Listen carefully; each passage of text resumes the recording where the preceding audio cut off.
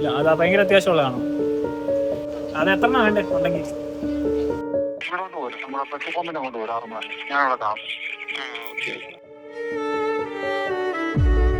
MLA Abin Varghese സാറിനെയാണ്. Medical സ്റ്റോറിൽ അച്ചാനില്ലേ ഇവിടെ? ആറന്മുള ഞങ്ങളൊരു സാധനം ഏൽപ്പിക്കാൻ പോവാണ്. ഞങ്ങളിപ്പോൾ തെക്കേവല ആറന്മുള റൂട്ടിലാണ്.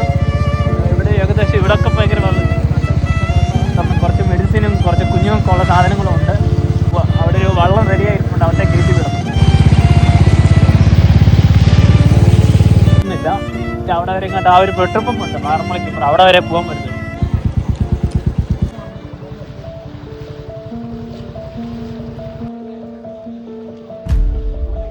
ഉയിരായി മാറവേ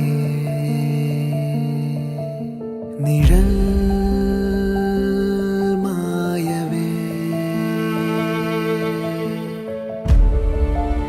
ഒരേ സ്വരം ഒരേ മുഖം.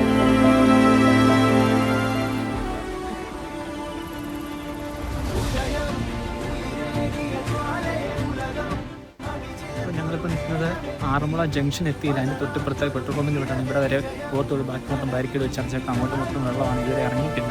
ഞങ്ങളിപ്പോൾ ഒരു സാധനം ഒരു വീട്ടിൽ ലഭിക്കാൻ വന്നതാണ്. കുറച്ച് കുഞ്ഞുങ്ങൾക്കുള്ള ഐറ്റങ്ങളായിരുന്നു. അത് കൊടുത്തു വിട്ട് വളർത്തിയാൽ.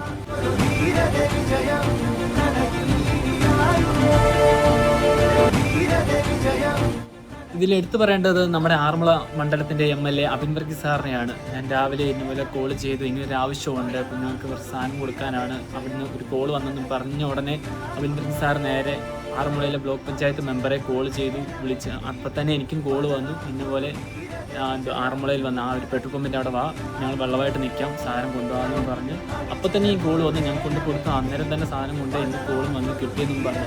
അത്രയ്ക്ക് സജീവമാണ് നമ്മുടെ പ്രവർത്തകരും കാര്യങ്ങളൊക്കെ. ആരും ഒന്നുകൊണ്ടും പേടിക്കേണ്ട ആവശ്യമില്ല. എല്ലാവരും സേഫായിട്ടിരിക്കുക. നമ്മൾ ഈ പ്രതിസന്ധിയും അതിജീവിക്കും. എല്ലാവരും ഒത്തൊരുമയോടെ.